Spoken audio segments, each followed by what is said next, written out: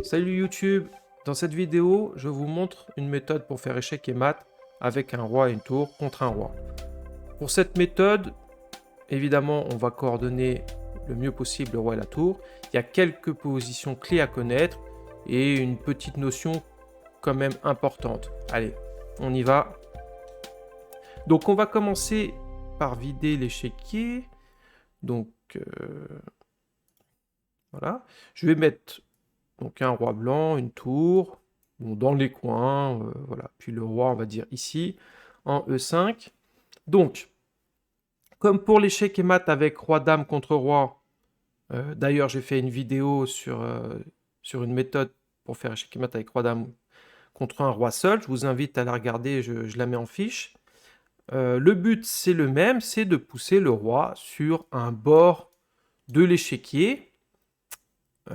Donc, la position finale d'échec et mat, c'est celle-ci, avec le roi, bon, avec la tour qui peut être aussi en A8. Donc, la tour qui donne échec et qui contrôle ces cases, et le roi blanc qui contrôle les 3 cases face au roi noir. Donc voilà, c'est la position d'échec et mat qu'on veut atteindre. Alors, comment on y arrive? Donc, dans un premier temps, on va choisir un bord, même si on verra qu'il faut parfois changer son fusil d'épaule. Donc on va dire qu'on va pousser le roi noir sur cette 8e rangée. Donc on va d'abord commencer par le coup tour H4 qui contrôle toute la 4e et qui empêche donc, alors je vais mettre plutôt en rouge, voilà, qui empêche le roi noir d'aller sur toute cette partie de l'échiquier. Donc le roi reste sur sa ligne. S'il recule, évidemment, je prends la rangée. Je gagne un peu plus de... Je réduis l'espace du roi noir. S'il reste sur sa ligne, je vais devoir utiliser mon roi. Évidemment, je ne peux pas, avec ma tour seule, forcer le roi à aller sur un bord, puisqu'il va venir m'attaquer. Donc je rapproche mon roi, il m'attaque. Alors là, je ne pars pas n'importe où avec ma tour, je garde le contrôle de la 4e, je m'éloigne le plus possible du roi. En général, c'est une bonne chose. Il vient se rapprocher de la tour. Roi D3. Alors là, ça se passe plutôt bien. Si le roi se met en face, donc c'est au roi noir de jouer. Donc s'il recule sur une de ces cases, évidemment, je prends la rangée avec ma tour. Et s'il reste sur sa ligne, donc s'il vient en face, ma tour n'a plus besoin de contrôler ces 3 cases, puisque le travail est fait aussi par le roi. Donc je peux faire échec. Voilà, les cases sont contrôlées, le roi blanc contrôle ces 3 cases, donc le roi noir n'a plus que... Enfin, il n'a plus comme choix que de se déplacer sur la 6e rangée. Évidemment, une fois qu'on l'amènera sur la 8e, il n'aura plus de rangée pour se déplacer. Donc, on va dire qu'il part de l'autre côté, et on le suit. On le suit jusqu'à ce qu'il arrive au bord. Voilà, donc il part de ce côté, on le suit. Il part de ce côté, on le suit. Et voilà, quand il se met en face maintenant, on peut le faire reculer. Alors, une petite remarque quand même, et c'est là que tout à l'heure je vous disais, il faut savoir changer son fusil d'épaule. Le roi se trouve sur un bord, il est sur la colonne H. Donc on peut jouer un coup ici qui va nous permettre de gagner un peu de temps. Vu qu'il est déjà sur le bord, on peut jouer le coup tour G5. Évidemment, le roi ne peut pas prendre puisqu'il y a le roi qui protège.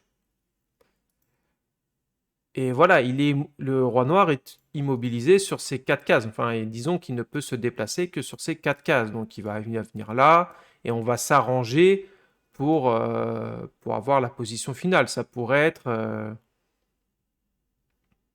Bon, je ne vais pas trop m'égarer. On va revenir sur... Voilà, on était là. Donc on le suit. On va dire qu'il veut pas aller sur le bord, donc maintenant il choisit de venir là. On le fait reculer.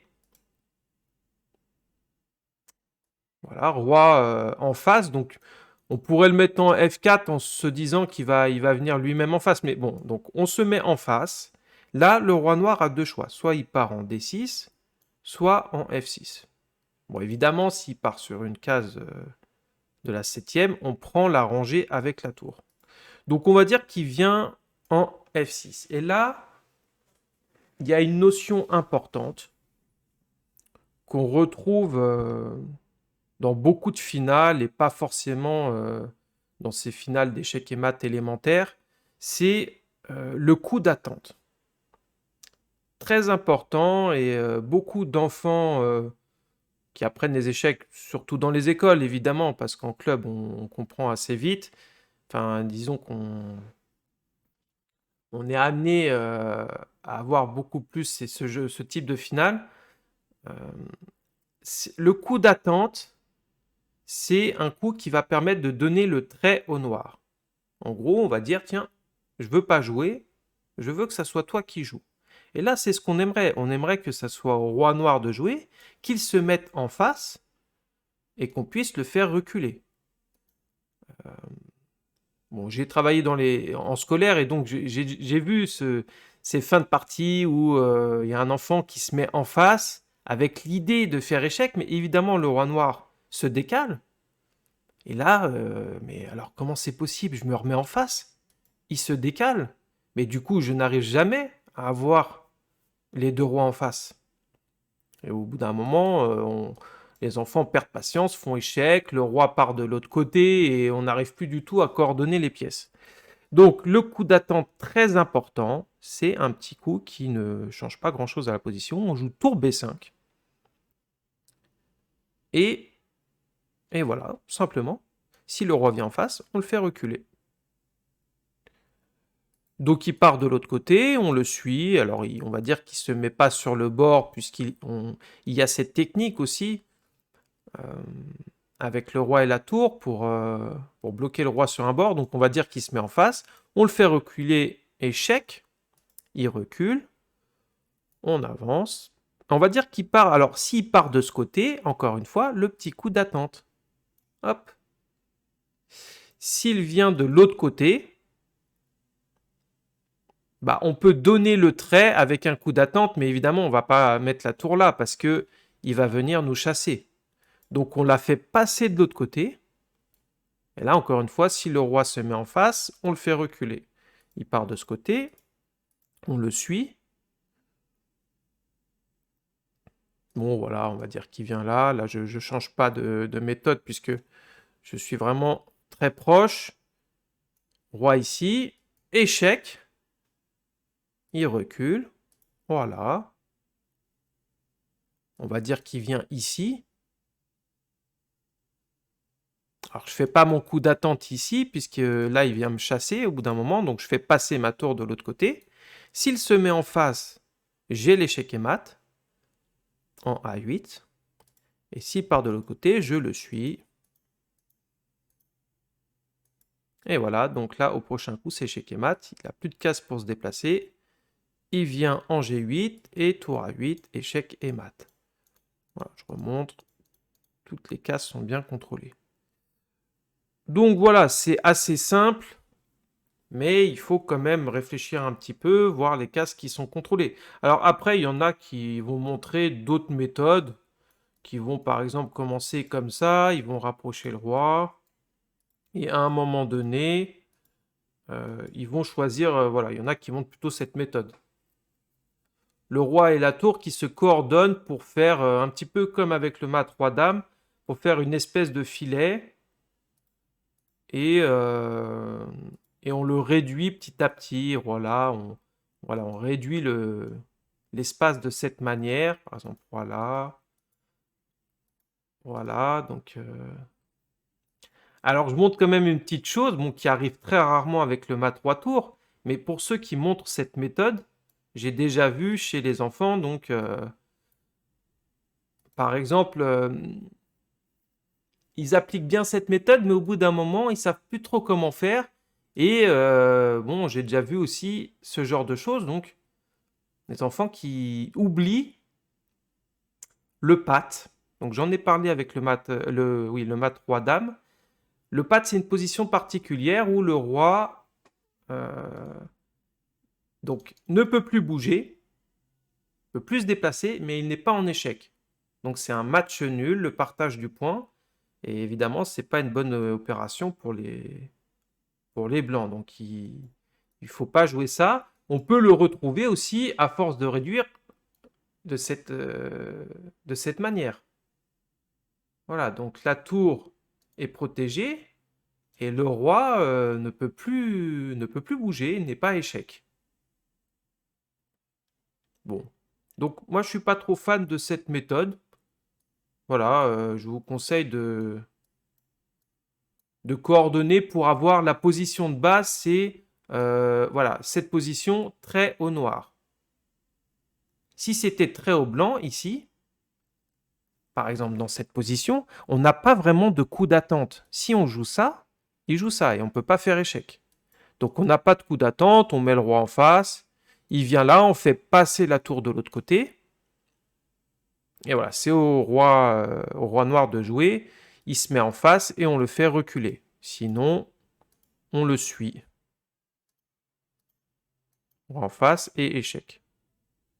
Alors, je terminerai par une dernière position clé, quand même, qui est, par exemple, celle-ci.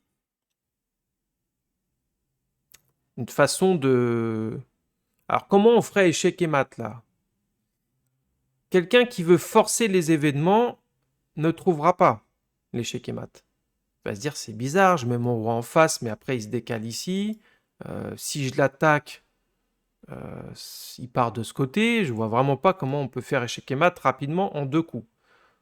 Et en fait, il faut réfléchir à la place de l'adversaire. Là encore, on a la notion du coup d'attente qui est assez proche du zugzwang en fin de compte. Mais bon, je ne vais pas vous embrouiller avec ce terme un peu barbare. Bon, le coup d'attente, donc je force le roi à faire ce que je veux. Ici, ces cases sont contrôlées par la tour et le roi contrôle ces 2 cases. Donc si c'était au roi noir de jouer, il serait obligé de se rendre ici. À partir de là, on ferait échec et mat. Donc maintenant c'est tout vu, on va faire un coup d'attente sur une de ces cases. Voilà. Même par exemple tour D1, hein, on s'éloigne très loin du roi, mais on contrôle bien. Le roi est forcé de se rendre ici et on revient échec et mat. Donc ça c'est une position clé, je la montre, donc on a la notion du coup d'attente aussi. Si la tour se trouvait ici, on aurait mat en 2 coups, en jouant la tour ici. Voilà, c'est à peu près tout. Le but, c'est de bien coordonner le roi et la tour. Il n'y a pas vraiment de position de patte possible, mais quand même, il faut faire attention. Entraînez-vous. J'espère que cette vidéo vous a plu. N'hésitez pas à cliquer sur le pouce et à vous abonner. Je vous souhaite à tous une bonne journée et à bientôt.